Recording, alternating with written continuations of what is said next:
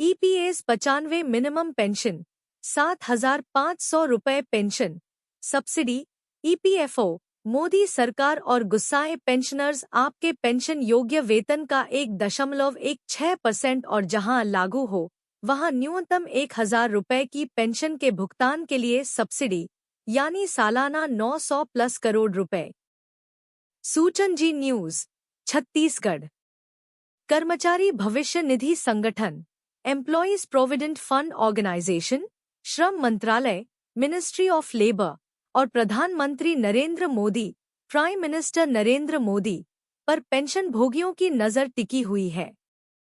कर्मचारी पेंशन योजना 1995, employees pension scheme 1995 के तहत न्यूनतम पेंशन 1,000 रुपये को बढ़ाने की मांग की जा रही है। ईपीएफओ के साथ केंद्र सरकार पर भी लगातार सवाल उठाए जा रहे हैं।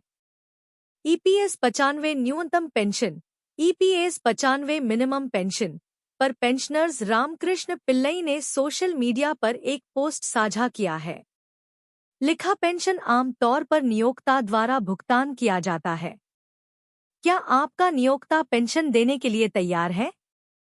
क्या आपके नियोक्ता के पास आपको पेंशन देने की वित्तीय क्षमता है?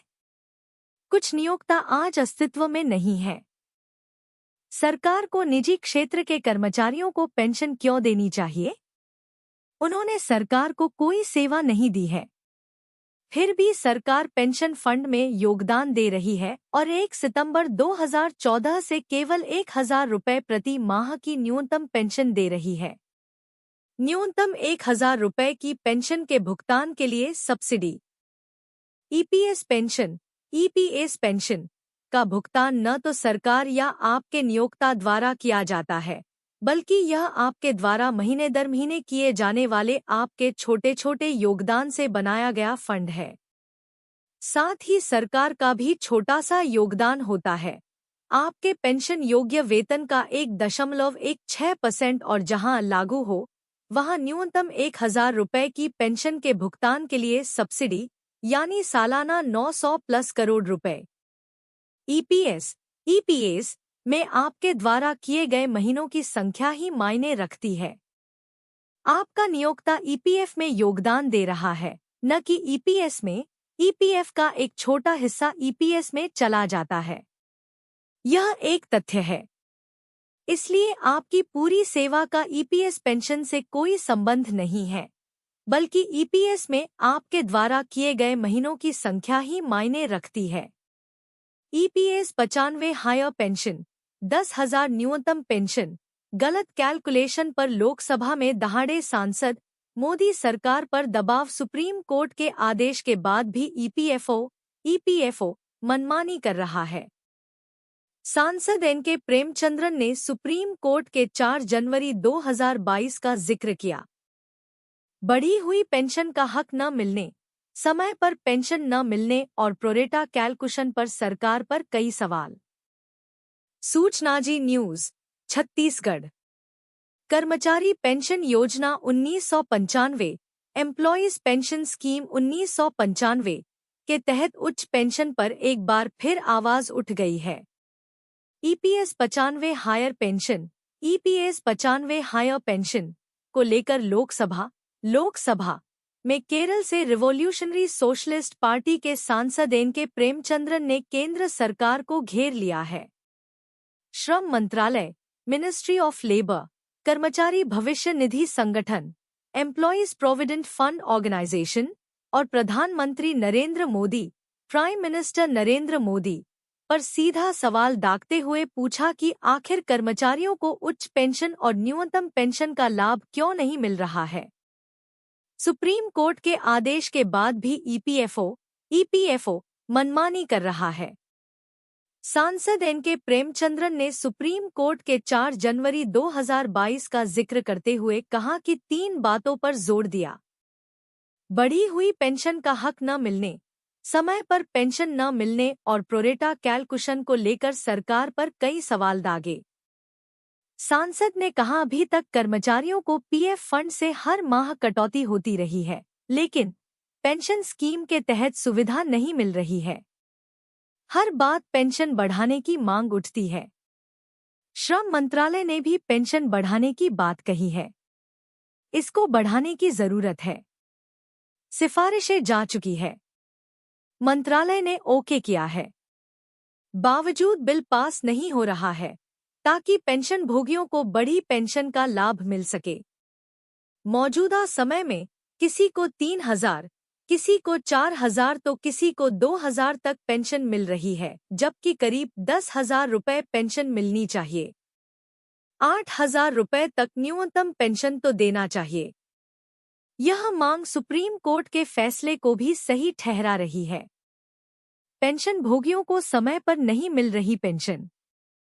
सांसद एन.के. रामचंद्रन ने कहा, पेंशनर्स को समय पर राशि नहीं मिल रही है, जो मिल रही है वह समय पर नहीं मिल रही है। पेंशन भुगतान में लेट क्यों हो रहा है? पेंशन भोगियों का कानूनी अधिकार है, बावजूद पेंशन समय पर नहीं दी जा रही है। समय पर पेंशन न मिलने से कई बार रिमाइंडर देना पड़ रहा है। एरियर के साथ पैसा मिलता है, लेकिन उसका ब्याज तो नहीं मिलता है। अगर समय पर पेंशन नहीं मिलेगा तो घर कैसे चलेगा? पेंशन गणना सुप्रीम कोर्ट के फैसले के खिलाफ। सांसद ने प्रोरेटा कैलकुलेशन मेथड पर भी सवाल उठाया। सुप्रीम कोर्ट के 4 नवंबर 2022 के फैसले में है कि पेंशनर्स का pension calculation scheme actual wages पर होगा। जैसा हाई वेजेज होगा वैसा ही हाई पेंशन होगा, लेकिन वह अब तक लागू नहीं हुआ है। एक्चुअल पेंशन से भी कम राशि बन रही है। 35% तक का नुकसान हो रहा है। प्रो रेटा कैलकुलेशन सुप्रीम कोर्ट को भी नहीं मान रहा है। इस पर भी आपत्ति है। क्या सही प्रतिशत पर पेंशन मिल पाएगी? क्या कोई बैठक होगी? देने की बारी आई तो भेदभाव। कुछ समय पहले भी यह बात आई थी कि हाई वेजेज पर जो गणना करते हैं, क्या पेंशन भी उतना ही रहेगा जो मिल रहा है? पेंशन कम से कम 10,000 या 8,000 करना चाहिए। 4 जनवरी 2022 के सुप्रीम कोर्ट के आदेश पर अमल किया जाना चाहिए। जितना अंशदान वर्तमान वेजेज पर कटता है, तो फिर क्यों गणना कम करते हैं? जब लेने के बाद आई तो अधिक लेते हैं, जब देने की बात आती है तो कम देते हैं। ये भेदभाव क्यों? EPS 95 pension latest news. हर महीने मिलेगी 7,500 रुपये pension plus the EPS 95 pension latest news. Employ provident fund organisation के अंतर्गत कार्यरत प्रत्येक कर्मचारी को मासिक न्यूनतम पेंशन दी जाती है। जानकारी के लिए बता दें, इस पेंशन फंड के अंतर्गत कर्मचारियों के खाते में 12% का योगदान कर्मचारियों के वेतन से काटा जाता है। वहीं 12% का योगदान नियोक्ता के द्वारा जमा किया जाता है। ऐसे में कर्मचारियों के मूल वेतन और नियोक्ता द्वारा जमा की गई इस संपूर्ण राशि को 2 भागों में विभाजित किया जाता है, जिसमें से 8.33% एम्प्लॉय पेंशन स्कीम में जाता है, वहीं 3.67% हिस्सा EPS में जमा किया जाता है। जैसा कि हमने आपको बताया, कर्मचारी और नियोक्ता दोनों के द्वारा जमा किए गए इस प्रोविडेंट फंड के पैसे का बंटवारा 2 अलग-अलग हिस्सों में होता है। ऐसे में EPS 1995 के अंतर्गत जमा किए गए पैसे को लेकर अब कर्मचारी नई मांग कर रहे हैं। कर्मचारियों का कहना है कि EPS के अंतर्गत पेंशन राशि को अब बढ़ाकर 7,500 प्रति माह कर देना चाहिए। जानकारी के लिए बता दें, इस संपूर्ण मुद्दे पर पेंशन भोगियों द्वारा राष्ट्रीय आंदोलन का गठन किया गया है और 31 जुलाई 2024 से जंतर मंतर पर विरोध प्रदर्शन का आह्वान भी किया जा चुका है।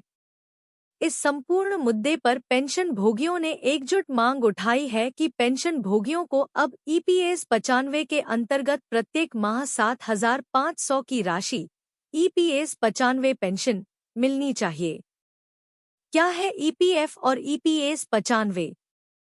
वे सभी पाठक जो EPF और EPS दोनों के बारे में विस्तृत रूप से नहीं जानते हैं, उनकी जानकारी के लिए बता दें, कि ईपीएफ मुख्यतः रिटायरमेंट बेनिफिट स्कीम है जो प्रोविडेंट फंड के रूप में कर्मचारियों को उपलब्ध कराई जाती है।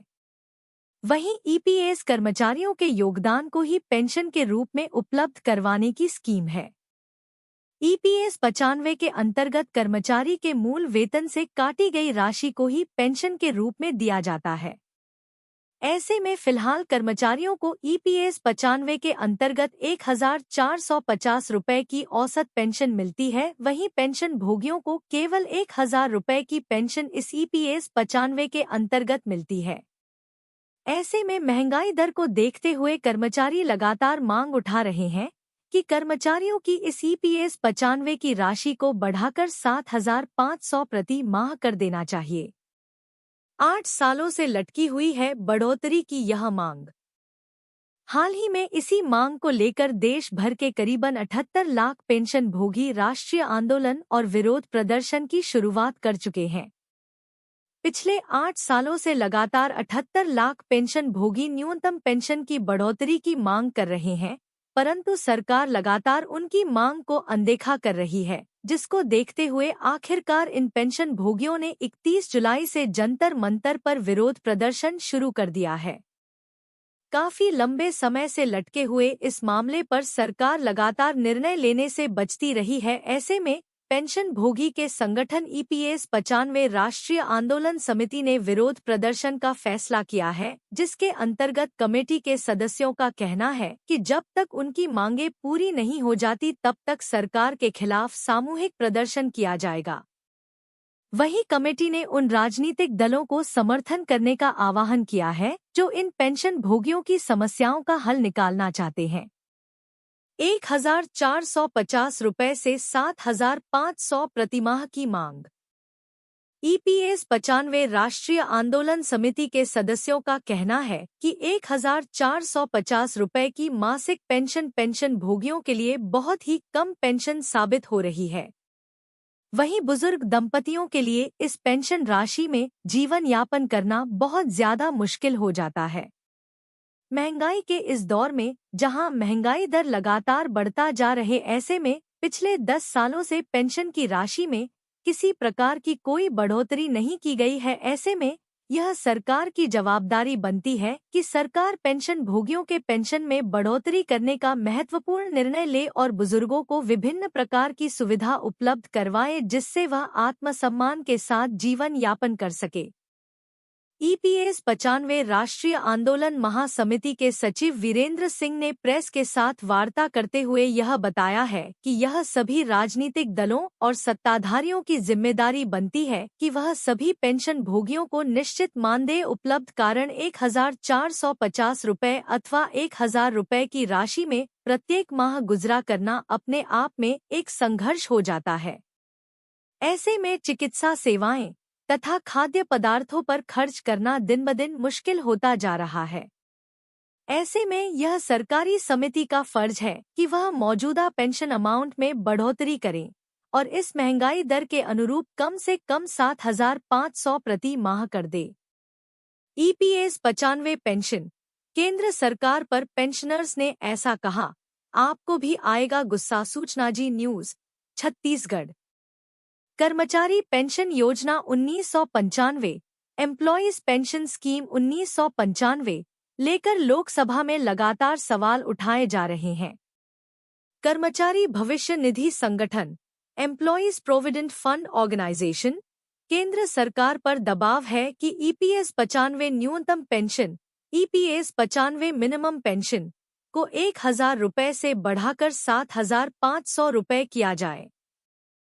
पेंशनर सनत रावल का कहना है कि ईपीएस 95 पेंशन भोगियों, ईपीएस 95 पेंशनर्स, वरिष्ठ नागरिकों की न्यूनतम पेंशन का मुद्दा उठाने के लिए सुप्रिया सुले का बहुत बहुत धन्यवाद।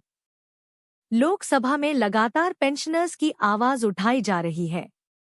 रंजीत कुमार दत्ता ने लिखा, आरएसपी के सांसद एन.के. प्रेमचंद्रन ने इस मुद्दे को लंबे समय से लोकसभा में उठाया है और व्यक्तिगत रूप से नरेंद्र मोदी से भी मुलाकात की है, लेकिन कोई असर नहीं हुआ है क्योंकि सरकार ने मन बना लिया है कि वरिष्ठ नागरिक विशेष रूप से ईपीएफ 95 पेंशन भोगी देश के लिए बोझ हैं। इसलिए सरकार को अपने पास मौजूद कई हथियारों के जरिए सभी ईपीएफ 95 को खत्म करने की कोशिश कर रही है, ताकि यह मुद्दा हमेशा के लिए खत्म हो जाए। पेंशनर्स ने नाराजगी जाहिर करते हुए लिखा, यह सरकार सबसे असंवेदनशील है और वरिष्ठ नागरिकों के प्रति सहानुभूति नहीं रखती है। लेकिन मोदी ने कई मौकों पर कहा है कि हमारे देश का लोकतंत्र बहुत मजबूत है। यह बहुत दुर्भाग्यपूर्ण है कि मोदी हमेशा कहते हैं कि मैं बहुत गरीब परिवार से हूँ, लेकिन वह भूल जाते हैं कि ईपीएफ 95 पेंशन भोगी बहुत दयनीय परिस्थितियों में अपना जीवन संघर्ष कर रहे हैं। सरकार को बिना समय गंवाए उचित कार्रवाई करनी चाहिए, अन्यथा यह सरकार 2024 के चुनाव के बाद अपनी छवि खो चुकी है, क्योंकि इस देश का हर वर्ग इस सरकार की कार्रवाई से बहुत निराश है।